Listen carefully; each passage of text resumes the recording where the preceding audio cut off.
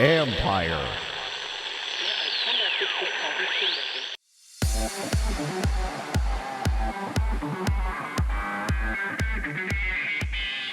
Streamlining the conversation has always been a fantasy.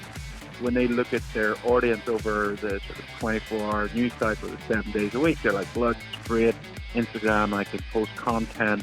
But whenever it's game day, there's no way I can interact with my fans. That's NIgel Eccles, co-founder of the fantasy sports platform FanDuel, on his latest venture, Flick.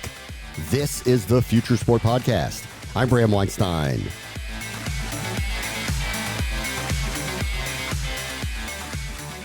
NIgel Eccles helped turn old-time rotisserie leagues and fantasy football into a daily experience, and it has altered the sports universe. It's a massive business. It completely changed how fans interact with games and how content providers present sports.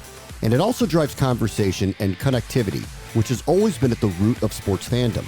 And Eccles believes the conversations you want can't be found on Twitter easily, and so he's chosen to solve that now too.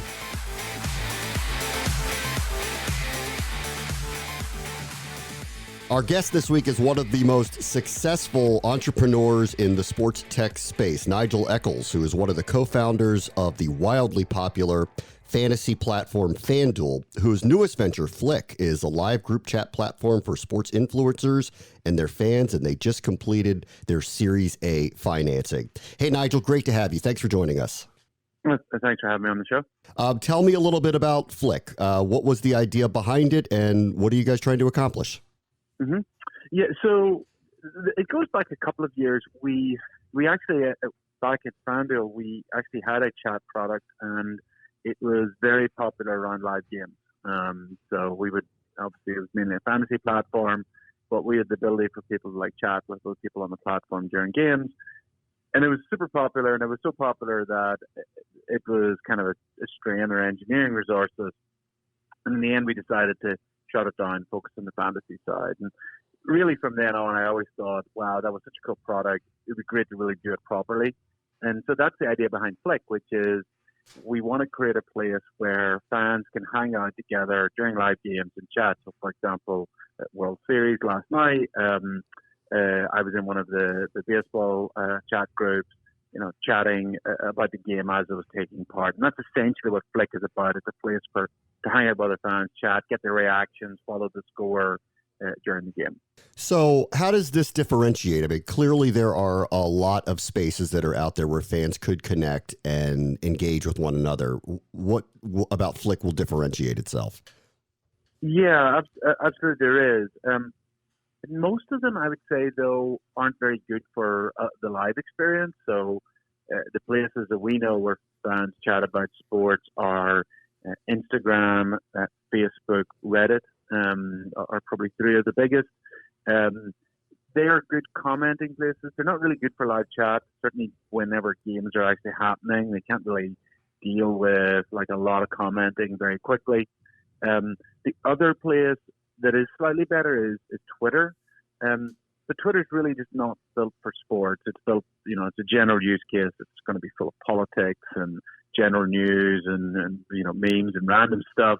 And it also doesn't really do sort of conversational threads very easily. So you post something, somebody maybe posts a reply, and somebody replies to that, and then before you know it, you've got lots of little different branches going off for it, and it's hard to follow a conversation. Flick's built much more like a chat, experience. So it's much more like, if you're familiar with Twitch's chat, or even just like a text thread, it's easy to see who's chatting, and it works really well in real time. Yeah, I think I guess that's the void there, right? Especially with Twitter, which is the one I interact with myself personally the most. You just end up in a rabbit hole, and that rabbit hole could go in any different direction based on whoever is putting something out. Yeah. I mean, it's divergent. The conversation has exactly no streamline to it. That's right. And it's not, I think they've experimented with sort of threaded, it's called threaded conversations. They've never really gone with that. And that's, threaded conversations is, that's how if you're on Slack, that's how it works in Slack. That's how it works on Discord. it's kind of how text conversations typically work. And whenever you've got a lot of people in a group, that's typically I might be having a conversation. Twitter, though, of course, and some of these others you're talking about, they aggregate a lot of people at the same time. It sounds like you're trying to streamline the conversation a little bit to make it a little more organic, or at least on point for what the subject is. That's right. So Twitter's obviously got huge reach, and that's really good and also really bad. What we try to do is create groups around particular influencers around particular teams. So, what you'll find on Twitter and elsewhere is, you've got a game, you've passionate fans on both sides, the conversation can really degenerate. And so what we've done is we've taken, so for example, Arsenal, I've got a fan group called AFTV, very popular, they're all Arsenal fans. And so when they create a group, it's conversation between Arsenal fans, which is really important in the first instance, because if they're playing, for example, Man United, if you've got those two fans together, those fan groups together, it can generate. So first thing, they're all Arsenal fans. And secondly, they're all fans of AFTV and Robbie, who runs that. They kind of feel a connection with him, and that just creates more of a community feel. And so that's how we design our chats, is they're all groups around a particular influencer connected with a particular team. So how do you get the interlopers out? I guess that's like the big question, right? The people who just infiltrate these moments and then kind of turn them upside down? That's right. So the influencers, what we've seen in the past is influencers are always very keen to try new platforms to build their base, their followership. And so, about 10 years ago, a lot of people came over from YouTube over to Instagram, built up the connections there. We're finding the same, people coming over to Instagram and YouTube over to Flick. And then the reason they're doing it is they're still staying on YouTube and Instagram. They're building a really big followership, but when they look at their audience over the sort of 24-hour news cycle, 7 days a week, they're like, look, it's great. Instagram, I can post content. But whenever it's game day, there's no way I can interact with my fans. And Flick is the best place to interact with my fans whenever it's game day. Is the idea somewhat like the magic of texting was the text chat, in that it was your friends, you could kind of enclose the circle and you could have this kind of organic conversation. It's like everyone's tried to broaden this, but as we've already discussed, it gets out of hand very quickly, because the larger the bubble is, the harder it is to control the conversation, which keeps the engagement. So I don't know what the trick is, but maybe you guys have figured that part out.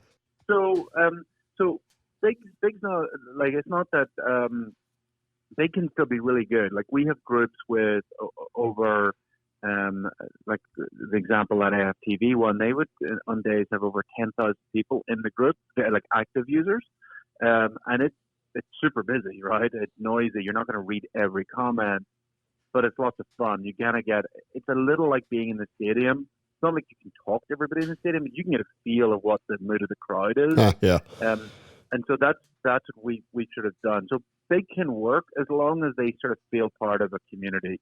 Having 10,000 people who are like don't have any connection with each other, that's a total mess. But if you have them, they sort of feel a connection with FTV, they feel a connection with the host, then they're going to be better behaved, and and you'll have a civil but noisy group. That's how I describe it. Support for this podcast comes from AT&T. All right, so there are a lot of reasons to like AT&T 5G. Check this out. My friend Lisa, who's a professional race car driver and base jump wingsuit enthusiast, likes AT&T 5G because it's fast. My friend Terry, who's a bodyguard who once also wrestled a hyena when he got too close to his client on safari, likes AT&T 5G because it's secure. And my friend Sasha, who's a librarian and hasn't missed a day at work in 27 years. Ooh, not even that time she broke both her legs and had the measles, likes AT&T 5G because it's reliable. Switch to AT&T 5G. It's fast, secure, and reliable. And now nationwide. AT&T 5G. It's not complicated. 5G requires a compatible plan. 5G may not be in your area. See att.com/5G for you for 5G coverage details. Can you kind of take us through the business and how that works? With just bringing people together to speak about a common, interest, whether it's, soccer with Arsenal or another sport or anything else really. What's the monetization plan of just having those people engaging with one another? Yeah, absolutely. So we work off a couple of models. This is for the host.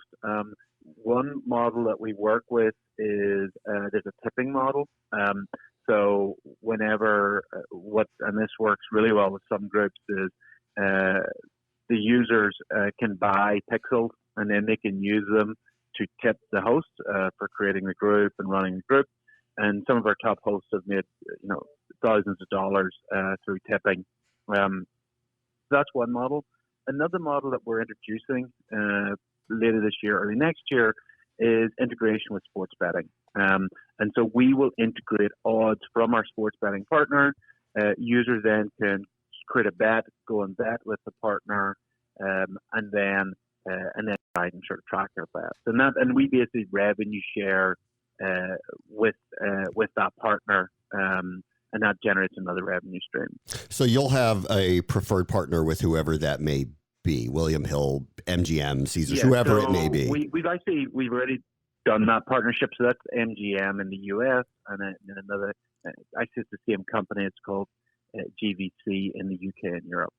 And so you're looking at this partially as, and I think this is kind of the growing part of sports gambling, is the in-game betting, correct? That you've got this community, they're That's together, correct. They're all engaged, and the lines are changing very quickly, and there's all these moments, and you've got an easy click through. That's right. And it's a really interesting one because we actually think, similarly, we think there's a gap for social, for in-game, for just sports fans who are not bettors. It also is like a gap for bettors, which is betting really is a social activity. For most people, right? Like if you don't have the social aspect, it's not nearly as much fun. Like sitting betting on your own is sort of a sad experience. And we sort of feel that betting online doesn't really capture that yet because, I can go to the sportsbook, I place a bet, and then I kind of watch the event, but I don't. It's not easy for me to share it with a group of people who are watching the same game, and so that's something that we're developing within these groups. Is that a really easy way for people to see who you're betting on, what your position is, and when you win, then you can share it with the group. We actually think that makes betting a much more fun experience. Yeah, so you're bringing the sports book to the virtual world, which has been essentially. I mean, and that's what fantasy did on some level. I mean, it really kind of did pre all the legalization of gambling. Yeah, that's right. And I always make the joke is that imagine going to Vegas, and having a weekend gambling, but now imagine that you're going by yourself, you're not allowed to talk to anyone else.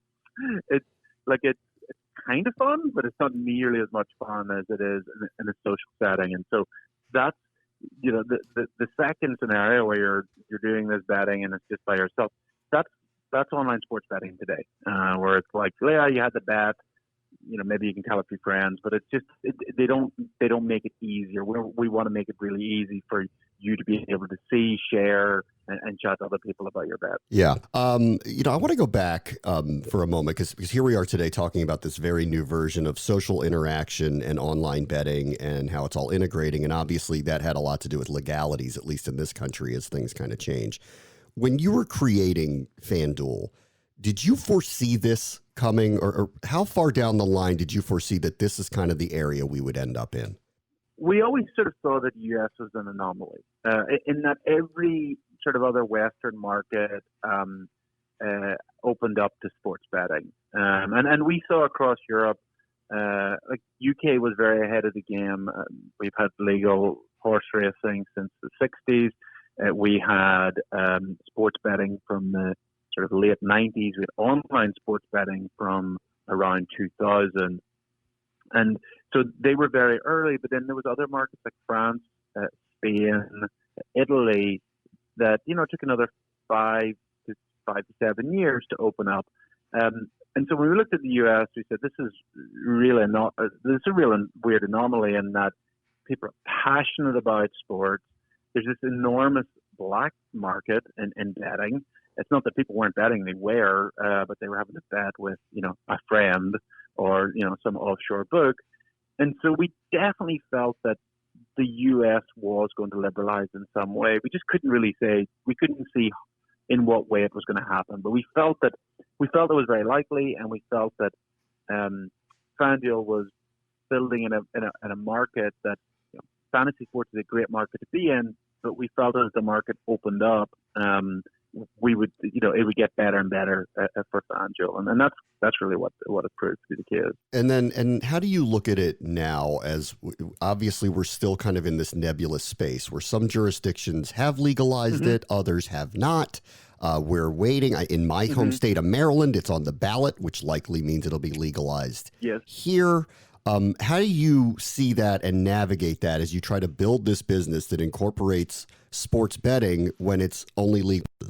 Yeah, that's a really good point. I think as you look at the business, there's things that you can have confidence in, and then there's things you don't know. So the thing you can have confidence in is there's going to be continuous liberalization of sports betting, and each year we're going to see at least 4 and maybe up to 8 new states open up. And so we should see that over the next 5 years. And we just see huge momentum across these states. The unfortunate thing is we just don't know which states.